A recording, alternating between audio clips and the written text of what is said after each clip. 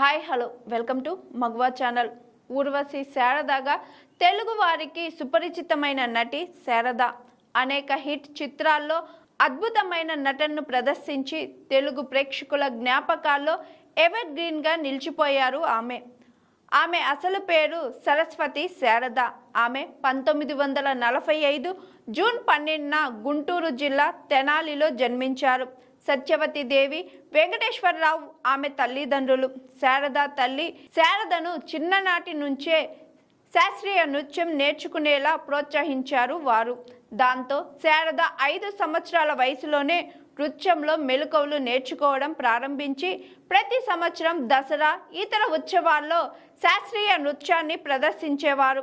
1955లో తెలుగులో విడుదలైన కన్యాశుల్కం చిత్రంలో శారద బాలనటిగా తెలుగు ప్రేక్షకులకు పరిచయం అయ్యారు.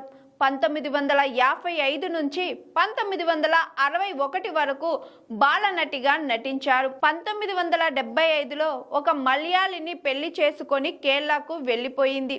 అక్కడ ఉన్న సమయంలో అనేక మలయాళ సినిమాల్లో నటించి మంచి గుర్తింపు సాధించింది.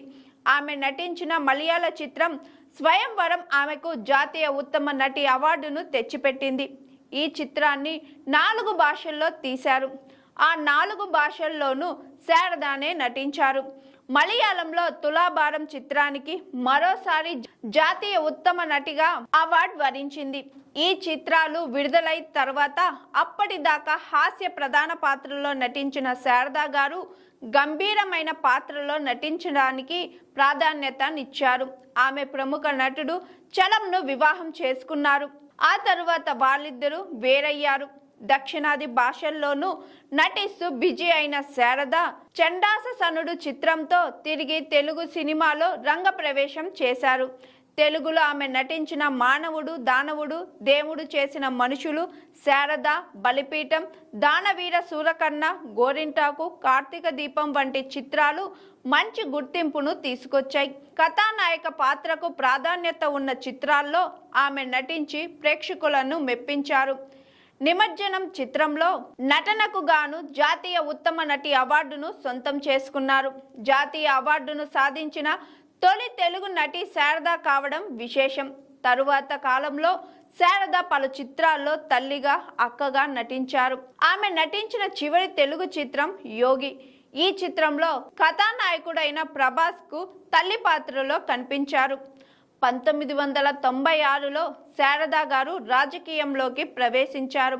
అప్పటిలో తెలుగుదేశం పార్టీ అభ్యర్థి తెనాలి పార్లమెంట్ సీటుకు పోటీ చేసి గెలిచారు.